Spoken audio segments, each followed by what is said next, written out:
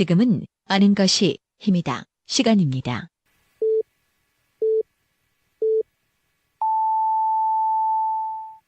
Welcome to the best podcast. Knowledge is power.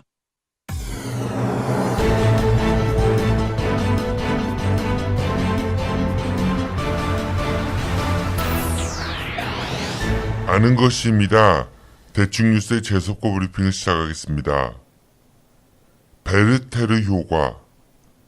이 말은 독일의 문호 괴테가 1774년 출간한 소설 젊은 베르테르의 슬픔에서 유래된 말로 유명인이나 자신이 롤모델로 삼고 있는 사람 등이 자살할 경우 그 사람과 자신을 동일시해서 자살을 시도하는 현상을 뜻합니다. 우리는 그동안 많은 유명인들의 자살 소식을 뉴스를 통해 접했습니다. 최근 마광수 교수부터 망고식스 강훈 대표, 여명의 눈동자와 모래시계로 유명한 김종학 감독, 유명 연예인이었던 이은주, 최진실, 정다빈, 안재환, 박용화 등 정말 많은 사람들이 안타깝게도 스스로 목숨을 끊었습니다. 그런데 이런 유명 연예인들의 자살 소식뿐만 아니라 우리 주위엔 제대로 알려지지도 않은 자살이 너무나도 많습니다. 독거노인들의 고독사, 청소년들의 성적 비관 등을 이유로 한 자살, 범죄 피해자들의 자살 등 자살은 이제 더 이상 남의 일이 아닌 게 되어버렸습니다. 중앙자살예방센터의 2017년 자살예방백서에 따르면 2015년 한국인 10만 명당 자살 건수는 26.5명으로 OECD 평균인 12.1명보다 2배 이상 높았다고 합니다. 백종우 한국자살예방협회 사무총장에 따르면 한국에서는 하루 평균 스스로 목숨을 끊는 사람이 37.5명에 달하고 2016년만 해도 13,513명이 스스로 목숨을 끊었다고 합니다. 한국의 자살률은 과거 1995년까지만 해도 인구 10만 명당 10명 안팎에 머물렀지만 이후 약 20년간 사회의 다양한 변화로 인해 자살률이 이처럼 높게 치솟았다고 하는데요. 이는 자살을 단순히 개인의 책임으로 돌기보다는 사회적 책임으로 인식하고 또 이를 해결하기 위해 노력해야 한다는 것이 대부분의 의견입니다. 하지만 우리나라 정부의 자살 예방 관련 예산은 100여억 원에 불과하다고 하는데요. 이웃나라 일본의 약 7,500여억 원에 비교해 볼 때 턱없이 부족해 보이는 건 왜일까요? 1997년 외환위기 이후 경쟁이 하나의 사회 패러다임으로 자리잡게 한 신자유주의 경제구조 안에서 심화된 사회 양극화는 인간의 가치 실현보다는 성과주의를 강조하는 풍토를 만들게 되었고 결국 인간은 행복을 추구할 권리가 있는 존재가 아닌 더 많은 이익 창출을 위해 소비되고 있는 하나의 인적 자원으로 여겨져 많은 사람들이 자존감을 잃게 하는 계기가 된 것 아닌가 하는 생각이 듭니다. 적어도 한 국가의 국민이라면 하루를 편안하게 마감하면서 가족들과 함께 두 다리 쭉 뻗고 쉴 수 있는 최소한의 주거 공간과 산의 진미가 아니라 할지라도 적어도 굶어 죽지는 않는다는 최소한의 생계 보장, 그리고 굳이 비싼 골프가 아니어도 잠시 동안의 산책 등 여가 활동이 보장될 수 있는 삶, 이런 삶을 살 수 있는 국가의 국민이라면 굳이 뭐 때문에 참고 더러워서 참고 싫어도 참고 그렇게 살다가 자존감이 바닥나서 극단적인 선택을 하는 그런 확률은 줄어들 수 있지 않을까요? 2017년 9월 10일 어제는 세계 자살 예방의 날이었습니다. 이 날을 맞아 행사 몇 번 더 하고 캠페인 몇 번 더 하고 연설 몇 번 더 하고 성명 몇 번 더 발표하고 그러는 사이 우리의 또 다른 이웃들은 자살을 시도하고 있을지도 모릅니다. 보다 실효성 있는 정부의 대안과 우리 사회의 인식 변화가 필요할 때인 것 같습니다. 오늘의 재석고 브리핑이었습니다. 지금 여러분들의 자동차는 안녕한가요?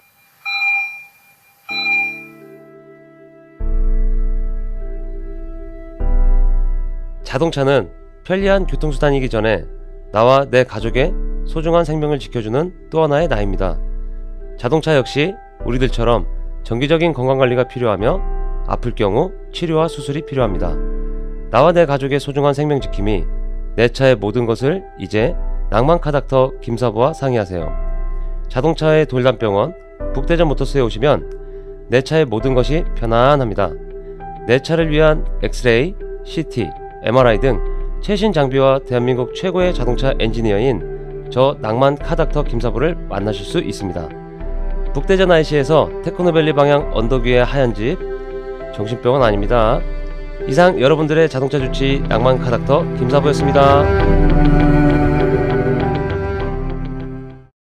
빅데이터로 완성한 가장 완벽한 수능 영단어 수빅복화.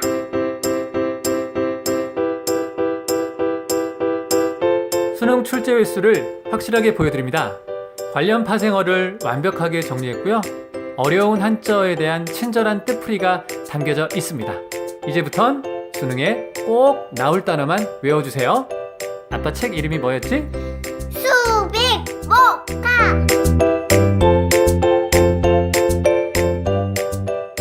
아빠 책 좀 꼭 사주세요. 이젠 한 놈만 팬다. 더욱 강력하게 무장한 장재환 기자의 요즘 원일 이슈.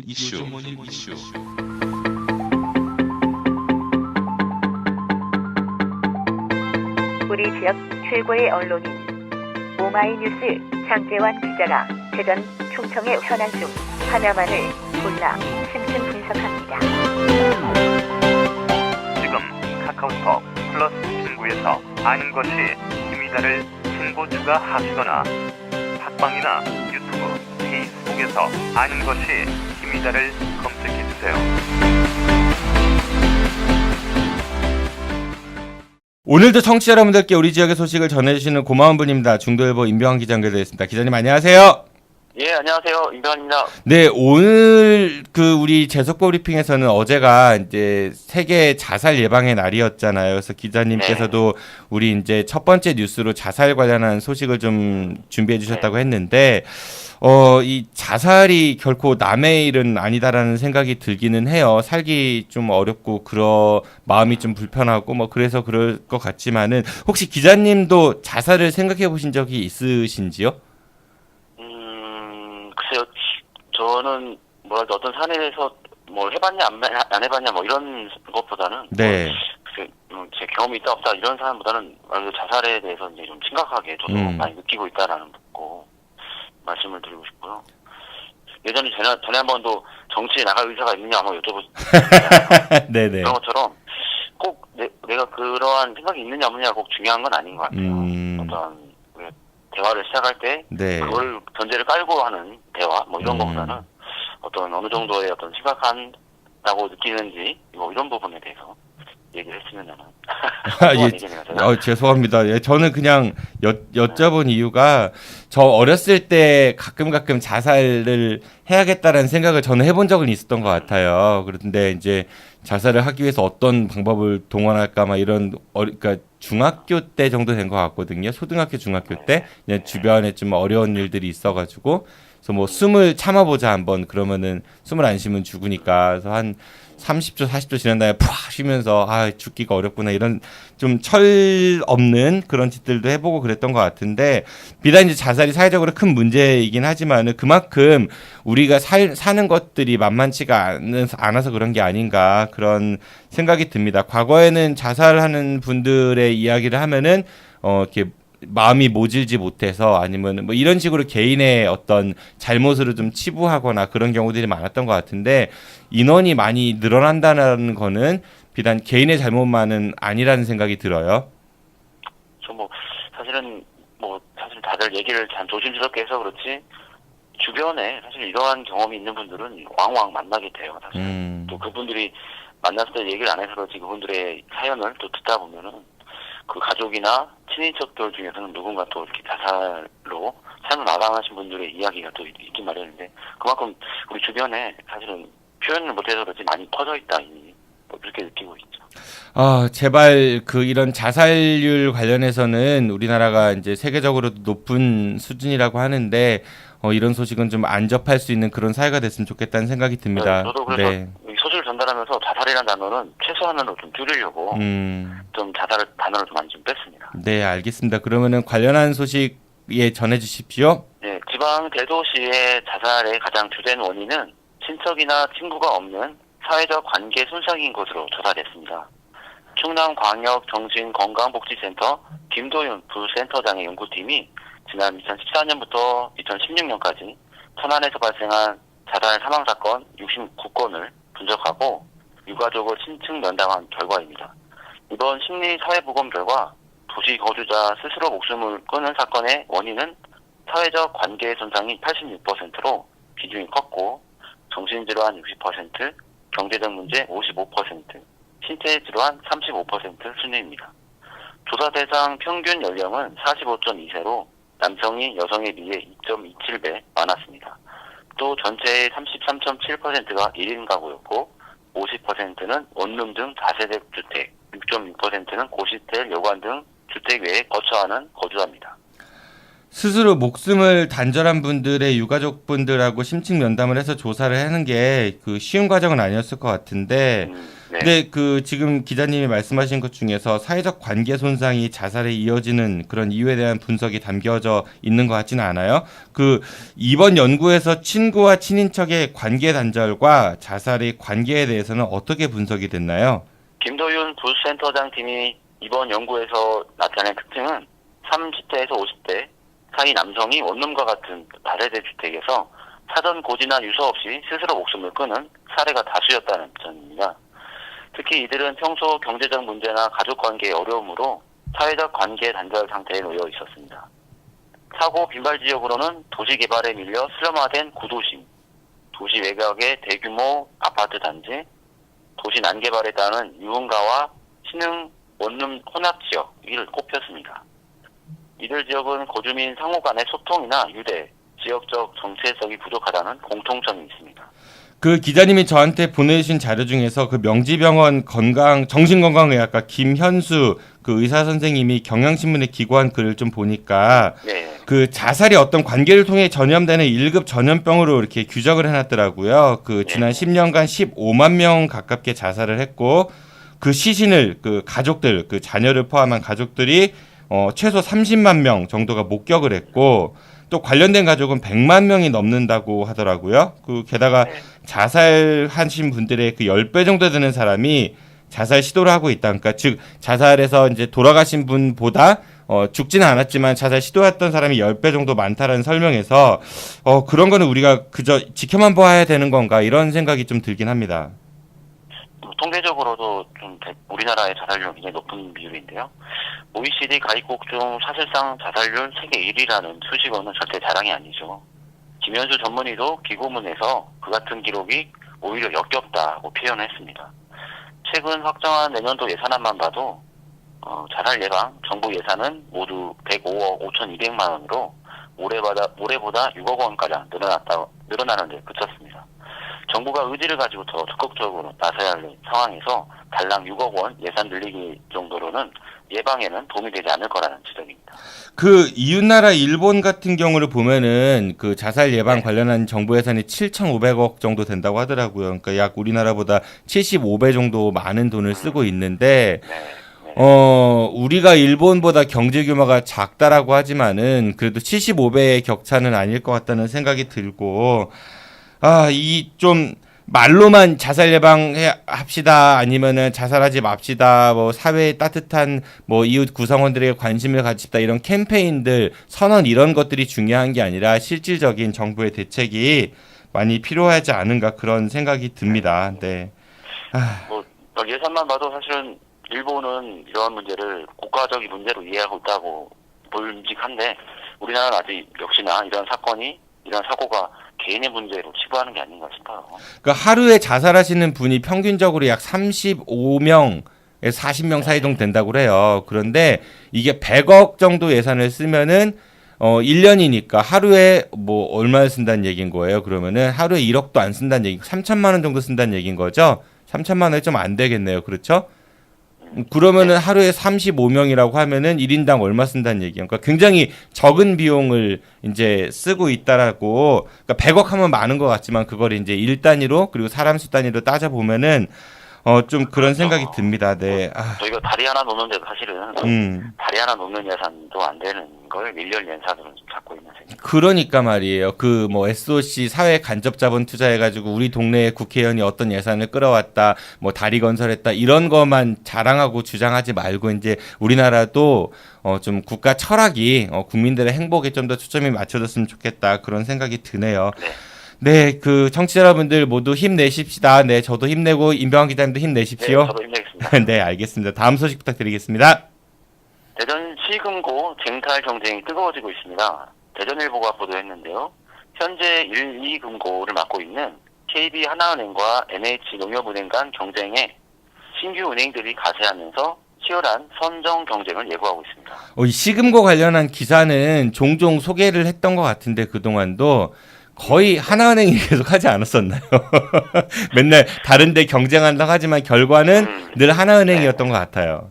어떤 이런 분위기를 예고하는 기사는 항상 경쟁을 계속 부추기고 있죠. 그러니까 결과는 항상 KB 하나은행이 가져왔었는데요. 최근에 대전시가 금고 지정 사전 설명회를 개최했다고 하는데 이것 때문에 기사가 나온 것 같아요. 근데 시 금고로 지정되면은 시 예산이 총 1년에 한 4조 9천억 원 정도가 되고 그걸 예치금으로 확보할 수 있으니까 뭐 이자 수익도 많이 있을 테고 뭐 여러 가지 관련 사업들도 있을 테니까 이 때문에 여러 은행들이 시 금고를 지정받기 위해 경쟁을 한다 뭐 이런 얘기처럼 들립니다. 그 KB하나은행과 NH농협은행이 그동안 대전시 금고를 맡아왔는데요. 이번 시의 사전 설명회에는 KB국민은행과 신한은행, 우리은행, IBK 기업은행 등 6곳의 은행 관계자들이 참석했다고 합니다. 시금고 평가 항목은 신용도 및 재무구조 안정성과 대전시에 대한 예금 금리, 시민 이용 편의성, 지역사회 기여 및 대전시 협력사업 추진 능력 등입니다. 현재 대전시뿐만 아니라 5개 구 정도 1금고를 KB하나은행이 맡고 있는데요. 올 겨울 새로운 4년간의 시금고 운영자가 누가 될지 관심입니다.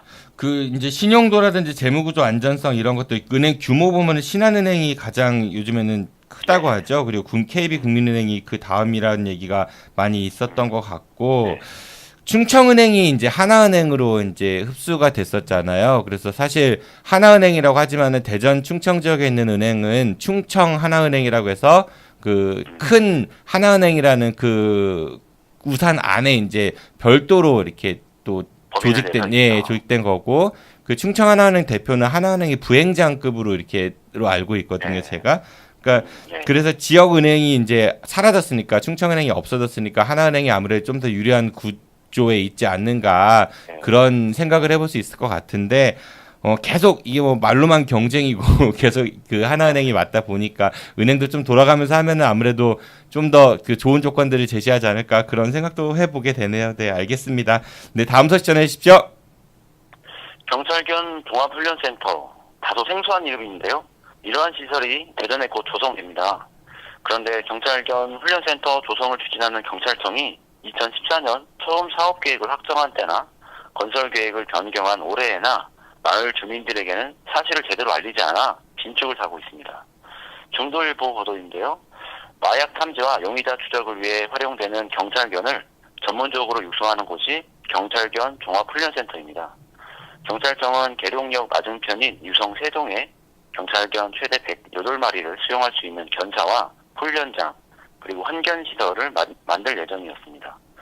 세포트 등 경찰견이 짖는 소리와 냄새 등의 주변 피해가 있을 수 있으나 마을 주민들에게 미리 알리지 않은 상태에서 환경영향평가를 진행하다가 중도일보 보도를 통해 알려져 주민들에게 강한 반발을 산 바 있습니다. 그러니까 이게 경찰견들을 이렇게 훈련시키고 그리고 이렇게 뭐 데리고 있는 그런 시설을 만드는 건데 너무 이제 규모가 크다 보니까 아무래도 주변에 그 거주하는 마을 주민들의 피해가 예상될 수 있고 경찰이 좀 조용히 은밀히 이걸 추진하다가 중도일보 보도로 공론화가 되면서 주민들의 반발을 샀다 뭐 이런 얘기인 것 같은데 이 사업이 올해에는 당초 계획과 다르게 좀 진행됐다고 하는데 그걸 또 변경했다면서요. 그런데 그 변경된 사항도 주민들한테 공지가 되지 않고 그래서 주민들을 무시하는 경찰 행정이다 이런 비난까지 나오고 있다면서요. 네, 그 주민을 우롱하는 경찰청장 사죄하라. 이 농촌형 마을인 유성 세동 진입로에 붙은 플랜카드 문구인데요. 이인영 세동 통장은 중도일보 인터뷰에서 원안과 다르게 주민들이 생활하는 지역으로 부지를 허가를 냈다는 것은 말도 안 된다. 이건 강하게 불만을 표출했습니다. 이에 경찰청은 급히 해명에 나섰는데요. 경찰견 훈련센터에 견사를 3개 동에서 2개 동으로 최대 80마리 수용 규모로 축소했고 2014년 당시에 경관심의를 선고하지 못해 재심의 통보를 받아 어쩔 수 없이 설계를 변경했다는 설명입니다. 특히 경찰청이 주민들을 설득하고자 대구의 경찰견 훈련센터를 함께 방문했는데 그곳은 기업들의 공단 내에 있어 주민 접촉이 없는 지역이었다고 합니다. 이게 이제 3개 동에서 2개 동으로 축소하고 80여 마리라고 하면은 1개 동당 뭐 40마리 정도라고 생각해 볼 수 있을 것 같은데 만약에 3개 동에 쓰면 120마리 산술적으로 근데 아까 108마리라고 했으니까 견사의 동수는 3개에서 2개로 줄어들었지만은 견사의 규모는 좀 더 커졌다라고 반증해 볼 수 있을 것 같고 그렇죠. 네. 그리고 80마리나 108마리나 이게 얼마나 큰 차이가 있을까 좀 그런 궁금증이 생기고요. 그 대구에 있는 경찰견 훈련센터 같은 경우는 뭐 30-40마리 정도밖에 수용을 안 한다면서요. 그리고 인근에 주민들이 사는 것도 아니고 주변에 여기처럼 마을이 있는 것도 아니고 그러니까 이게 절대 비교할 수 없는 건데 좀 네 그러네요. 하필이면은 그 대전에도 그 마을 주민들이 안 사는 그런 땅들이 좀 많이 있지 않나요? 제가 잘 몰라서 그러는데. 근데 여기도 아마 경찰청이 그 부지를 확보하기가 굉장히 쉽지는 않죠. 맞아요. 그린벨트이고 또 그린벨트에서 용도를 해제하고 뭐 이런 과정도 있기 때문에 부지를 확보하는 게 쉽지 않은데 여기는 마침 부지는 여기는 누군가가 맞교환해서 확보한 땅이었는데 그런 부지는 확보는 위치는 좀 나쁘지는 않지만 이렇게 처음에 세동 지역에서 하겠다 2014년에 하겠다고 했을 때도 주민들에게 앞장서서 설명하지 않고 이번에도 계획이 변경됐음에도 또다시 나서서 설명하지 않고 뭐 이런 식의 요즘에도 이런 행정이 있을까 싶을 정도로 그러니까 이게 그 중요한 우선순위가 부지 확보가 우선인지 아니면은 주변 마을 주민들의 편의가 우선인지에 대해서 먼저 고려를 할 필요가 있을 것 같아요. 그러니까 그 주민 편의를 우선 고려한 다음에 부지를 확보하는 그런 절차로 갈지 아니면 일단 부지를 먼저 확정한 다음에 주민들을 설득하는 과정으로 가야 될지 저는 개인적으로 전자의 경우 그러니까 주민한테 최대한 피해가 안 가는 곳들 중에서 부지를 확보하려는 그런 노력이 선행돼야 되는 게 그게 올바른 행정의 방향이 아닌가 저는 개인적으로 그런 생각이 듭니다. 최소한 선정된 후에라도 주민들한테 이러한 사업 개요는 먼저 설명하는 게 순서죠. 어디서 누군가 얘기를 다른 사람이 한 후에 당사자들이 나서는 걸 사실은 순서가 바뀝니다. 그리고 경찰견은 아무래도 좀 덩치도 크고 아까 뭐 세파트 이런 얘기 하셨는데 그런 개들일 거 아니에요. 뭐 조그마한 푸들이나 뭐 요크셔테리 이런 거는 아닐 테고 그럼 마을 주민들이 아무리 잘 그 보호한다고 해도 짖는 소리도 우렁찰 테고 또 탈출 같은 거 하면 좀 전국 경찰청이 필요한 경찰견들을 여기서 훈련시키거나 아니면 전국에 있는 경찰들이 여기 와서 경찰견과 같이 훈련하는 뭐 이런 시설이 된다는 얘기죠. 그러니까 조금 무서울 수도 있을 것 같아요. 그리고 경찰견들은 경찰의 어떤 지시를 잘 따르는 그리고 경찰의 지시에 의해서 뭔가를 탐지하거나 공격하는 그런 기능을 수행할 것 같은데 마을 주민들은 경찰이 아니니까 좀 더 무섭지 않을까 그런 생각도 드네요. 네. 그리고 이 부집 옆에 바로 대전 경찰청 특공대 건물이 있어요. 그래서 이거 취재하면서 또 주민들이 하시는 말씀이 경찰 특공대에서 부지 내에서 좀 어떤 강한 훈련을 하다 보니까 그거에 대한 공포감도 좀 있으시더라고요. 어떤 훈련 소음, 그 특공대들의 훈련 소음, 공포탄 그런 소음들이 들려와서 그런 거 민원을 제기하신 적도 있었죠. 네, 세동 주민들하고 경찰하고 잘 그 협의가 돼가지고 좋은 방안을 만들어냈으면 좋겠다는 생각이 듭니다. 네, 다음 소식 부탁드리겠습니다. 지난달 성폭행 피해를 주장하며 건물에서 투신해 숨진 중학생 성폭행 사건과 관련해 20대 남성이 구속됐습니다. 경찰은 지난 7월 투신 여중생이 다니던 학교 상담교사로부터 B양이 2월 20대 남성에게서 성폭행을 당했다는 신고를 받았지만 증거를 찾지 못해 아동복지법 위반 혐의로 구속영장을 청구했고 법원에서 받아들여져 구속됐습니다. 그러니까 이게 성폭행 혐의로 구속된 게 아니라 다른 혐의, 그러니까 아동복지법 위반 혐의로 구속이 됐다라고 하는 건데 그 자세한 그 범죄 혐의 내용에 대해서는 경찰에서 공개를 안 한 것 같고요. 아마 이 20대 남성이 기타 다른 범죄 혐의가 있어가지고 일단은 잡아놓고 그 다음에 취조를 해서 뭔가 자백을 이끌어내겠다 이런 전략인 것처럼 이제 보이는데요. 뭐 이와 관련한 공동위원회도 발족해가지고 오늘 진상규명 촉구 기자회견도 갖는다면서요? 네, 대전 여성단체 연합과 여성폭력 방조 상담소 시설협, 장애 여성 공감, 탁틴 네일, 평화의 샘, 한국 성폭력 상담소 등 총 346개의 단체가 대전 성폭력 피해 청소년 사망 사건 공동대응위원회를 발족했습니다. 이들은 기자회견문을 통해 경찰은 피해자가 조건 만남을 했다며 피해자로 보지 않았고 거짓말 탐지기를 운운하며 아이를 겁먹게 했으며 피해자가 죽고 나서야 뒤늦게 범인 검거에 나섰다며 피해자와 가담자가 같은 반에서 생활하게 되자 인실로라도 반을 나눠달라는 피해자 부모의 요청에도 학교는 경찰 수사가 끝날 때까지 아무것도 할 수 없다는 말만 했다고 시정을 촉구했습니다. 친구들을 만나기 위해서라도 개학때 학교에 가겠다고 했던 피해자는 개학 사흘 만에 삶을 포기하는 사태에 이뤘다고도 지적했습니다. 그러면서 유성경찰서는 공식 사과하고 대전교육청은 본 사건 처리 과정을 진상규명하며 재발 방지를 촉구했습니다. 네, 이거는 정말 이제 우리가 피해자면 일단 피해자를 보호하는 게 우선 돼야 되는데 그 피해자는 무슨 잘못이 있지 너는 어떤 거에 엮였지 이런 식으로 해가지고 꼭 법리 논쟁으로 끌고 가려고 하다 보니까 사람을 더 코너에 몰지 않았나 이런 생각이 들고요.